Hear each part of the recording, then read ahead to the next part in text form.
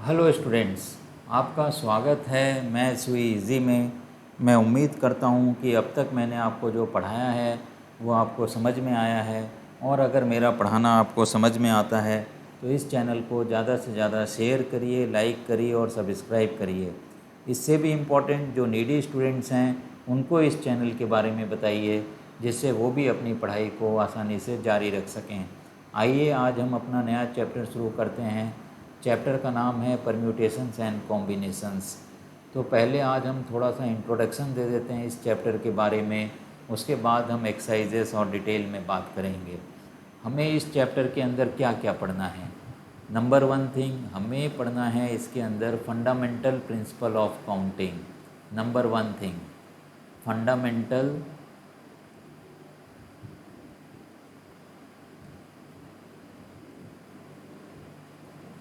Principal of counting.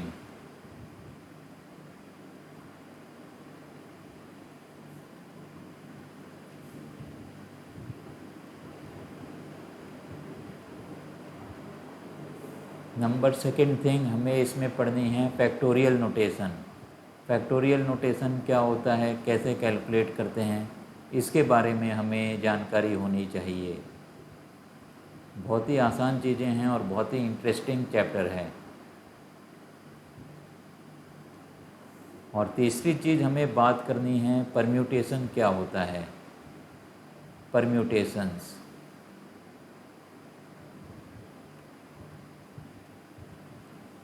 और चौथी चीज़ हमें करनी है combinations.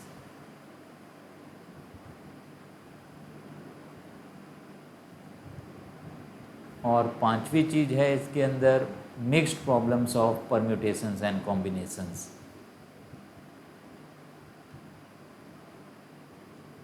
Mixed problems of PNC. PNC का मतलब permutation and combinations. Mixed problems of permutations and combinations, ये पांच चीज़ें हैं जिसको हमें पढ़नी हैं।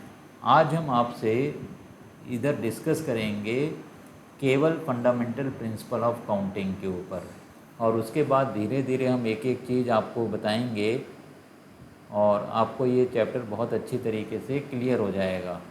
ये बहुत ही इम्पोर्टेंट चैप्टर है और बहुत ही कॉन्सेप्चुअल चैप्टर है, इसीलिए इसको हम आराम से करेंगे। अब हम आते हैं फंडामेंटल प्रिंसिपल ऑफ काउंटिंग में। फंडामेंटल लिख देते हैं यहाँ पे, फंडामेंटल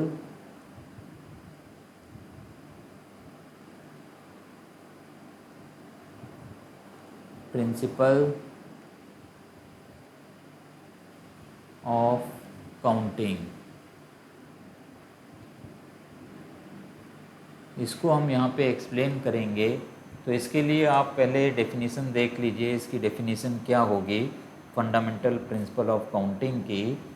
तो इसको हम इस तरीके से लिख सकते हैं, if an event can occur in m different ways.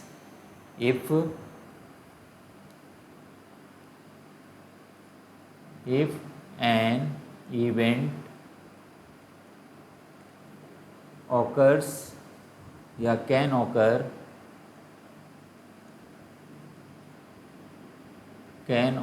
in m different ways,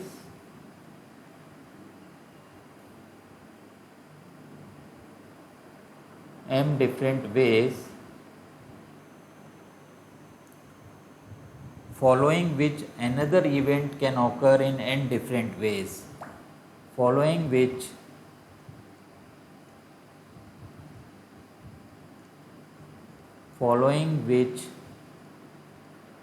another event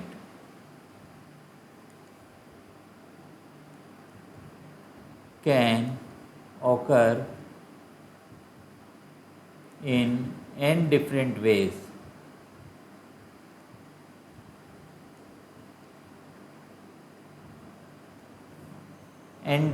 ways, then total number of occurrence of events, then total number of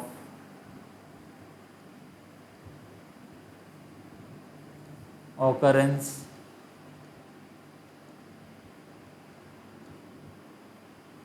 both events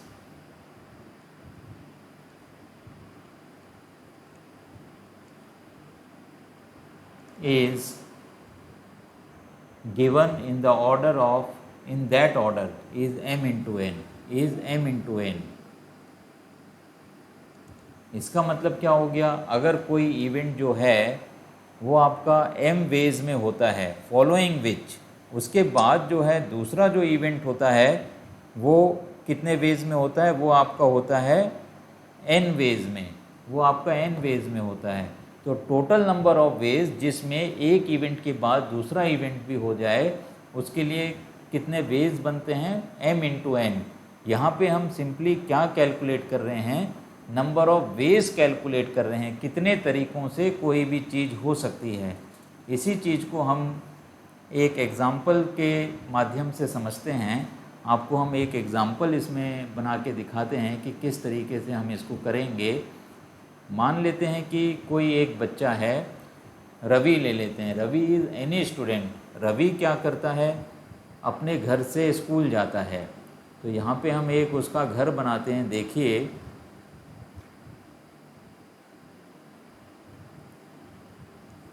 this is Ravi's house.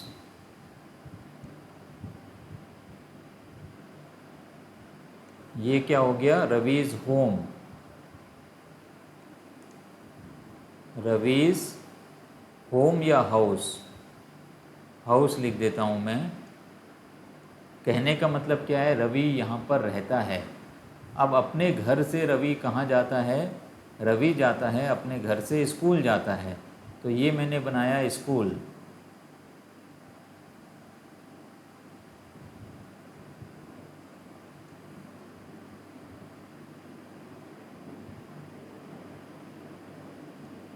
ये हो गया school.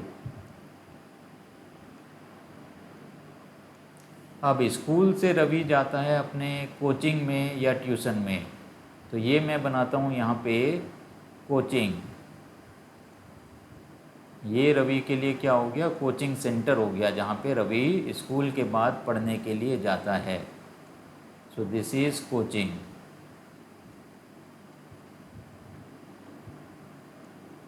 Coaching centre. अब मान लेते हैं कि रवि के घर से स्कूल जाने के लिए दो रास्ते हैं। दो रास्तों से होकर रवि अपने घर से स्कूल जा सकता है। एक रास्ता ये हो गया आपका और एक रास्ता आपका ये हो गया। So this is, call it as root 1 and call this as root 2। अब स्कूल से लेके जब वो कोचिंग जाता है, स्कूल में पढ़ाई करने के बाद जब छुट्टी होती है उसके बाद वो अपने कोचिंग सेंटर में जाता है। तो कोचिंग सेंटर जाने के लिए उसके पास तीन रास्ते हैं। एक रास्ता उसके लिए ये है, एक रास्ता उसके लिए ये है और एक रास्ता जिससे वो होकर कोचिंग जा सकता है वो ये है। अब इन रास्तों के भी हम नाम दे देते हैं। मान लेते हैं ये R3 है, ये R4 है और ये रास्ता आपका R5 है। अब हमें क्या गिनना है इसके अंदर, रवि अपने घर से स्कूल होते हुए कोचिंग जाता है तो कितने तरीके से वो जा सकता है। आइए अब हम इसको गिनते हैं, वो कितने तरीक़ों से जा सकता है। रवि ने R1 रूट को फॉलो किया और स्कूल पहुंच गया। स्कूल से उसने R3 रूट को फॉलो किया और कोचिंग पहुंच गया। तो एक तरीका उसका क्या बन गया, R1 R3, एक तरीका उसके लिए ये बन गया। अब दूसरा तरीका देखिए, R1 से उसने रूट 1 को फॉलो किया और रूट 4 से वो जो है कोचिंग में चले गया। तो ये आपका बन गया R1 R4। फिर इसी तरीके से वो जा सकता है R1 R5। रूट 1 से होते हुए स्कूल गया और स्कूल से रूट 5 से वो कोचिंग चले गया। अब क्या होगा, और तरीके अगर हम ढूंढते हैं, उसने R1 को फॉलो ही नहीं किया, वो R2 से गया। तो R2 से वो घर से स्कूल चले गया और इसके बाद स्कूल से उसने R3 फॉलो कर लिया या R4 फॉलो कर लिया या R5 फॉलो कर लिया। तो हम क्या लिख सकते हैं यहाँ पे R2 R3 या R2 R4 या हो सकता है इसके लिए R2 R5। तो इतने तरीके हैं जितने से वो स्कूल से कोचिंग जा सकता है। This are number of veg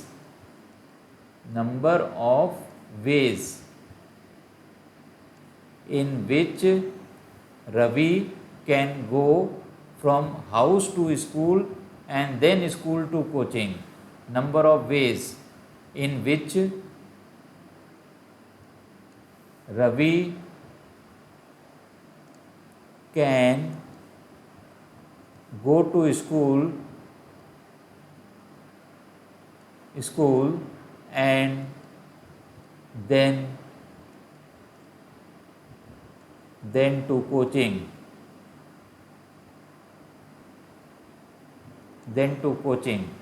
अब आप इनको गिनिए, ये कितने तरीके हैं आप देखिए, 1 2 3 4 5 6, तो ये 6 तरीके हुए।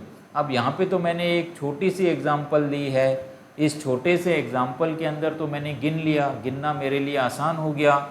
लेकिन कई बार ऐसे कॉम्प्लिकेटेड प्रॉब्लम्स आएंगे जिसमें हमें मैनुअली इस तरीके से गिनना बहुत मुश्किल हो जाएगा। तो इसी के लिए हमने एक तरीका ईजाद किया है जिसको हम कहते हैं परम्यूटेशंस एंड कॉम्बिनेशंस। और इस केस के अंदर, इस पर्टिकुलर केस के अंदर हम फंडामेंटल प्रिंसिपल ऑफ काउंटिंग लगा रहे हैं, जिसमें एक इवेंट के लिए हमारे पास 2 वेज हैं, R1 R2, 2 तरीके से वो स्कूल जा सकता है। तो ये कितना हो गया, यहाँ पे वेज की काउंटिंग होती है, तो 2 वेज, तो ये वेज हुए। और इसी तरीके से स्कूल से कोचिंग जाएगा, उसके लिए 3 वेज हैं, R3 R4 R5, ये जो रूट्स हैं, इतने तरीक़ों से वो स्कूल से कोचिंग जा सकता है। तो यहाँ पे मैं क्या लिख सकता हूँ, 3 वेज। तो by fundamental principle of counting total ways are 2 × 3 6 ways. तो ये जो है डायरेक्टली हमने किया, ये कैसे किया, ये फंडामेंटल प्रिंसिपल ऑफ काउंटिंग से किया। आज के दिन में इस चैप्टर का नाम परम्यूटेशंस एंड कॉम्बिनेशंस है। जब मैंने कभी क्लास 11th की थी 1990s के आसपास, उस समय पे इस चैप्टर का नाम होता था how to count without counting. हम एक्चुअल में काउंटिंग नहीं कर रहे हैं, फिर भी काउंट करके हमने नंबर ऑफ वेज लिख दिए हैं। तो इसी चीज़ को हम कहते हैं फंडामेंटल प्रिंसिपल ऑफ काउंटिंग। तो ये तो कॉन्सेप्ट हो गया फंडामेंटल प्रिंसिपल ऑफ काउंटिंग का। और इसके बाद जो है परम्यूटेशन होता है। परम्यूटेशन के अंदर भी हम काउंटिंग करते हैं, और ये जो हम काउंटिंग कर रहे हैं ये भी एक तरीके से परम्यूटेशंस है।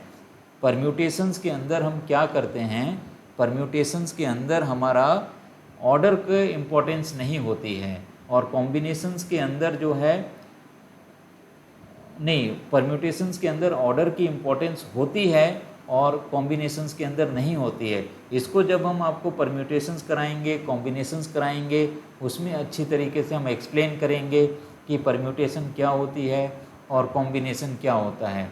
आज का मेरा फोकस सिर्फ फंडामेंटल प्रिंसिपल ऑफ काउंटिंग आपको बताने का था, जो मैंने आपको बता दिया है कि किस तरीके से जो है हम गिनती करते हैं बिना गिनती किए हुए है, how to count without counting.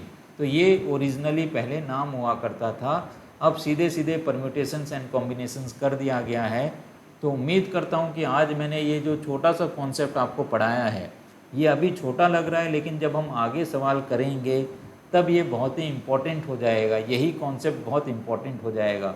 इसी को हम मल्टीप्लिकेशन थ्योरम भी बोल देते हैं कई बार, लेकिन आप इसको फंडामेंटल प्रिंसिपल ऑफ काउंटिंग से ही जानिए तो ये ज़्यादा अच्छी बात है। तो चलिए आज की हम क्लास को यहीं पे ख़त्म करते हैं, और मैं उम्मीद करता हूँ कि आज ये जो मैंने फंडामेंटल प्रिंसिपल ऑफ काउंटिंग आपको बताई है ये आपको समझ में आ गई है। अब हम अगला जो अगली एक्सरसाइज हम करेंगे, इसके अंदर 7.1 करेंगे, और उसके बाद हम परम्यूटेशंस का कॉन्सेप्ट इंट्रोड्यूस करेंगे। तो इसी के साथ आज की क्लास को हम ख़त्म करते हैं। मैं उम्मीद करता हूँ कि आज जो मैंने आपको पढ़ाया है वो आपको समझ में आया है। अगर मेरा पढ़ाना आपको समझ में आता है तो आप इस चैनल को ज़्यादा से ज़्यादा शेयर करिए, लाइक करिए और सब्सक्राइब करिए। और इससे भी ज़रूरी नीडी स्टूडेंट्स को इस चैनल के बारे में बताइए, जिससे वो भी अपनी पढ़ाई को जारी रख सकें। Thank you for today's class.